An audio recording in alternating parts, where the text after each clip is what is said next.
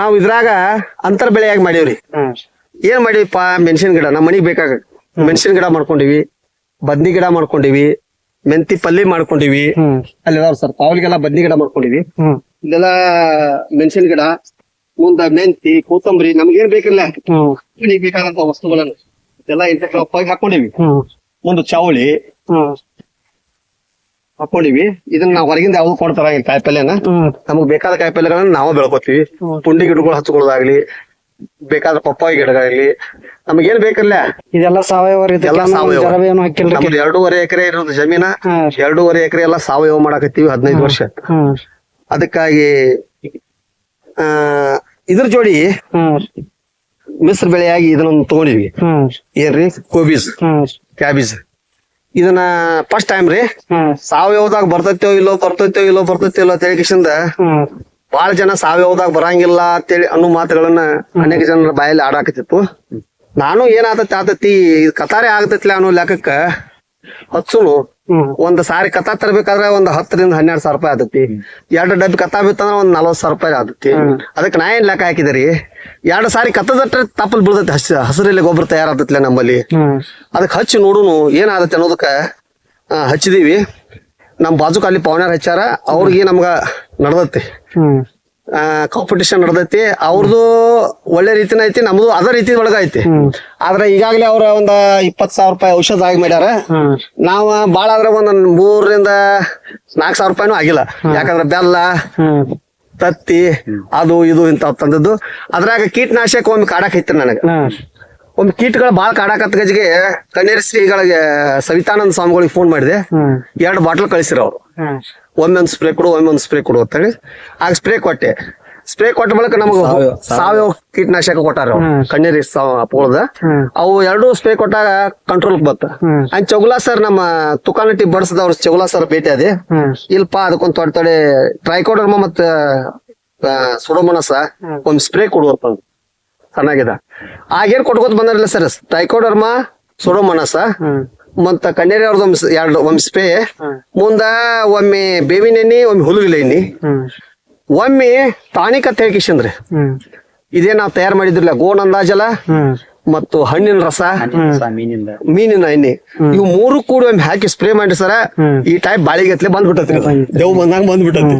ಇದ ಬಹುಶಃ ನನಗ ಅನ್ಸತ್ರಿ ಏನ್ ಔಷಧ ಹೊಡೆದ್ರ ಬರ್ತೈತಿ ಅಂತ ಏನಿಲ್ಲ ಸರ್. 35 ದಿವಸಿಗೆ ಸಣ್ಣ ಗಟ್ಟಿ ಒಂದ್ ಪೇರುಕಾಯಿ, ಸಣ್ಣ ಪೇರುಕಾಯಿ ಈಗ ಆಗೈತ್ರಿ. ಚಾಲು ಆಗೈತ್ರಿ ಸರ್. ಆಗೈತ್ರಿ. ಲವಣಿ ಮಾಡಿದ್ 1ನೇ ತಾರೀಕು ಸರ್.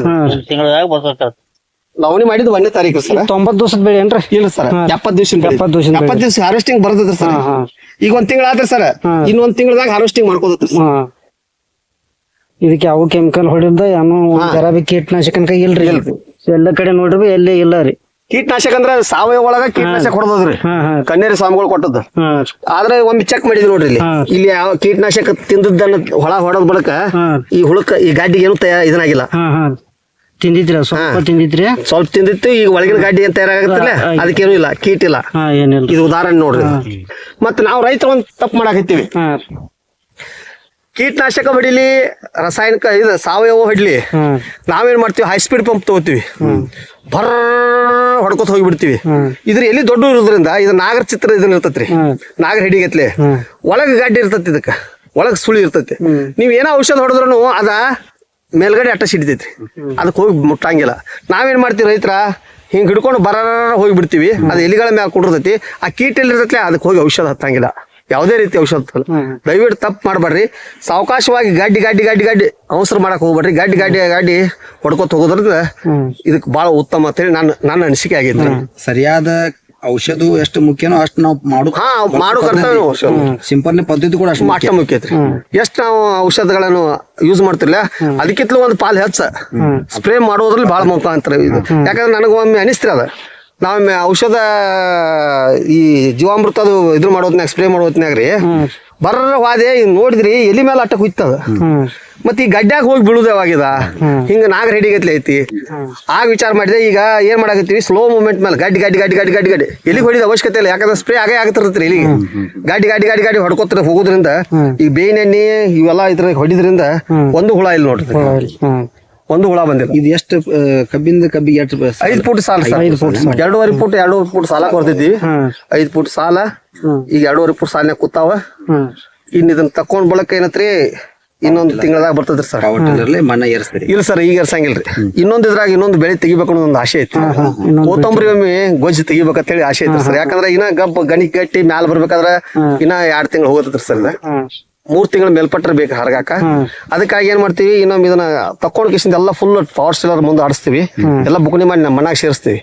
ಸೇರಿಸಿ ಒಮ್ಮೆ ಕೊತ್ತಂಬರಿ ಗೊಜ್ಜಿ ಒಮ್ಮೆ ಕೊತ್ತಂಬರಿ ಬೆಳೆ ತೆಗಿಬೇಕಂತೇಳಿ ಒಂದ್ 35 ದಿನದಾಗ ಹೊಡೆದ ಸರ್. 35 ದಿನದಾಗ ಅದನ್ನ ತಕೊಂಡ್ರೆ ಅನ್ಕಾಗ್ಬಿಡ್ತದೆ, ಕಬ್ಬಿ ಮುಕ್ಕಳಕಾಯಿ ಬಿಡ್ತದೆ. ಅದನ್ನ ತೆಗಿಬೇಕು ಅನ್ನೋದು ನನ್ನ ಆಸೆ ಐತಿ. ಇನ್ನ ಹೊಸ ಪ್ರಾಕ್ಟಿಕಲ್ ನೋಡ್ಬೇಕ್ರಿ ಸರ್.